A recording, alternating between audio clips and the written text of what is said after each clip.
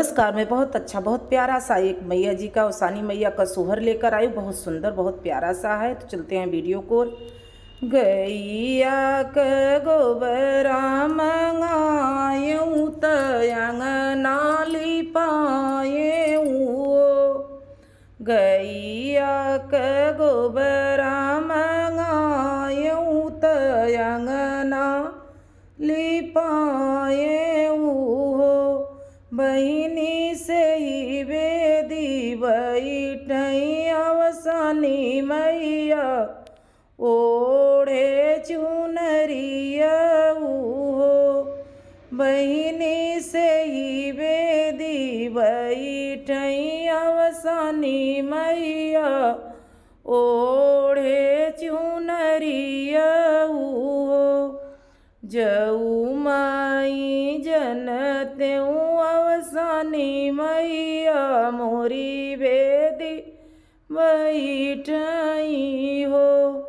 जऊ माई जनत्यूं अवसानी मैया मोरी बेदी बैठई हो। बहिनी निहुरी निहुरी पौआ लगत्यूं मंगन कुछु मंगत्यूं हो। बहिनी निहुरी निहुरी पैया लगत्यूं मंगन कुछु मंगत्यूं हो। मंगिया में ललका से नूरवात बाह भरी चूड़िया हो।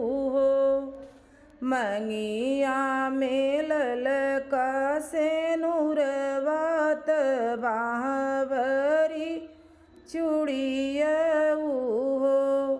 मैया हथवा में ललकी में हदिया खंड वात रही हो।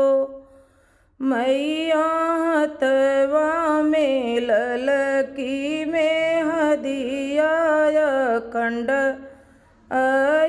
वात रही हो। पौआ में मंगते पे जनिया भरी गोड़ अमावर हो।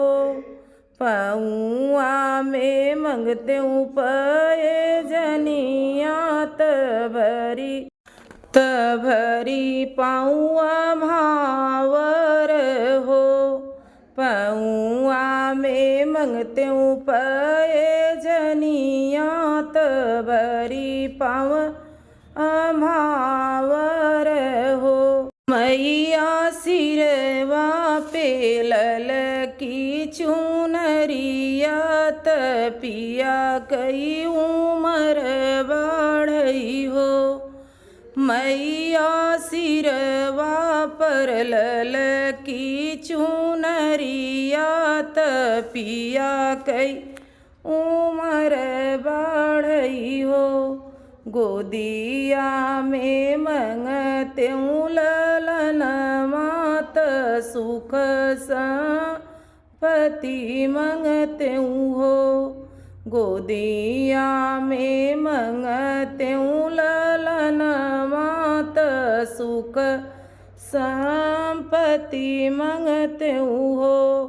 मैया बाढ़ई बेटा कई उमरिया नीति घर आवऊ शीस हमई देवऊ। मैया बाढ़ई लाल कई उमरिया नीति घर आयु शीस सबके दी।